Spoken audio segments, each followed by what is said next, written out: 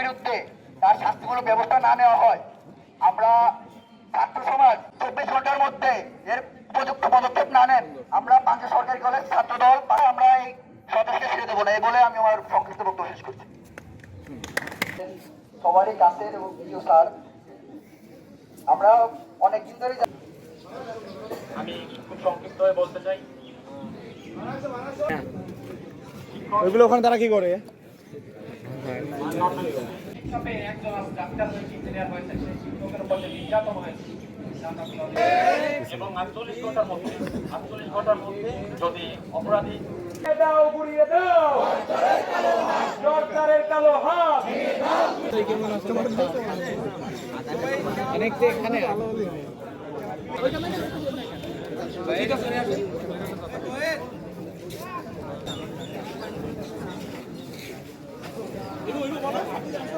সাক্ষী, সকলেই নিজের চোখে দেখেছেন এবং তার শ্বশুরকে প্রতি এবং শিক্ষকদের উপর যেসব অশ্লীল অত্যাচার বা অঙ্গভঙ্গ, প্রশাসনের দৃষ্টি আকর্ষণ করছি, একটা সমাধান চাই, এর একটা ভালো তদন্ত হোক, দ্রুত একটা বিচারের ব্যবস্থা হোক।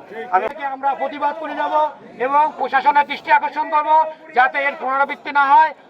আমাদের কথা যে বিচারাচিত হয় হবে, কিন্তু পথে ঘাটে কোনো শিক্ষকের যাতে এরকম হেনস্থা স্বীকার করতে না হয়। এবং একদিন আমি উল্লেখ করতেই চাই সেটা যে উনি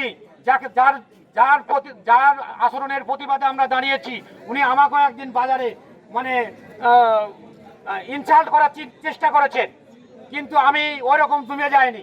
আমার প্রতিবাদের মুখে উনি ফিরে গেছেন। তা এটা তো সব শিক্ষক পারবে না, তা আমি বলে দিতে চাই যে এর পুনরাবৃত্তি যেন না হয়। আবারও আমি প্রশাসনের কাছে সেই দাবি জানিয়ে আমি শিক্ষক পরিষদের পক্ষ থেকে আমার বিষয়টা উপস্থাপন করে এখানেই আমার বক্তব্য শেষ করছি। আল্লাহ হাফেজ।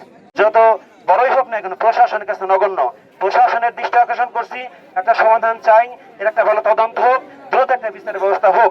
আমি উপজেলা প্রশাসন কাছে ডিসি মহোদয়ের কাছে আকর্ষণ করছি, তাদের দৃষ্টি আকর্ষণ করছি। আজকের এই সমাবেশে আমি সবার প্রতি কৃতজ্ঞতা প্রকাশ করে আমার কথা শেষ করছি।